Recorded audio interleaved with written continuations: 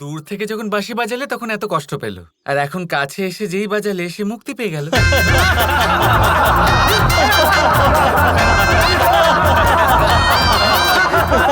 ঠিক বলেছো তুমি কানাই। নিশ্চয়ই ওই অসুরের প্রাণ রাধার বাঁশি শুনে খাঁচা ছাড়া হয়েছে। এটা একদম ঠিক কথা বলেছো তুমি।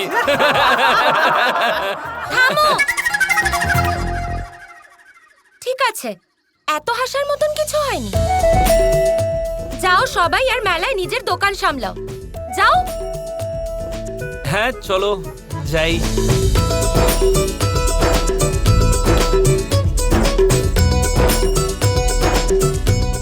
কে জানে কিরকম বাঁশি, কখনো বাজে কখনো বাজেই না।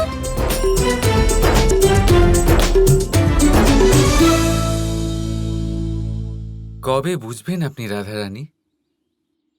সুর বাঁশি থেকে নয়, প্রেম থেকে বয়। বাঁশি যে বাজায় সেই ব্যক্তির হৃদয় থেকে বয়। প্রেম তো আমি তোমাকে করি কৃষ্ণ, তাহলে এই বাঁশি তো বাজা উচিত।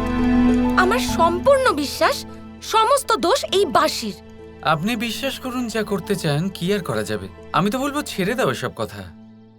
দেখো কত ভালো বিষয় এটা। তোমার ইচ্ছে ছিল যে এই অসুরকে বিনাশ করতে তুমি সাহায্য করবে, তা করেছো। দেখো তুমি মেরে দিয়েছো এই অসুরকে, এটা কত ভালো বিষয়। দারুণ রাধা। শুধু একটাই নিবেদন আপনাকে, এরপরে আর বাঁশি বাজাবেন না। হতে পারে কোনো নির্দোষ ব্যক্তির প্রাণ চলে যাবে।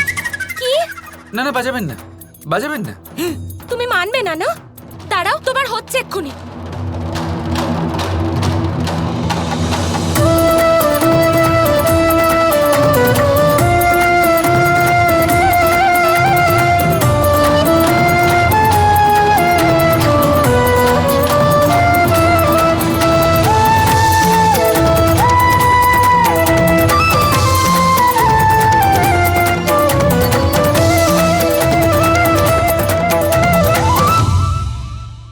আশ্চর্য, আশ্চর্য আমার পূজ্য।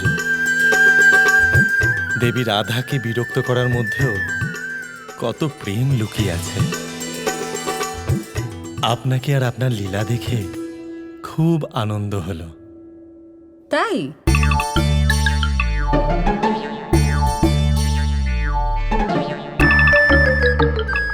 ওখানে কৃষ্ণ রাধাকে বিরক্ত করছে আর আপনার আনন্দ হচ্ছে? মেয়েদের বিরক্ত করতে ভীষণ ভালো লাগে সব পুরুষদের। না গৌরী, সব বুঝতে পারছি। আপনি কেন আমাকে বিরক্ত করেন? কি? আমি তোমাকে বিরক্ত করি? কখন? কি করে? তাহলে আপনার এখন মনেও নেই? না, তা আমি কখন বললাম? আমার সব মনে আছে। তার মানে আপনি মেনে নিচ্ছেন যে আপনি আমাকে বিরক্ত করেন।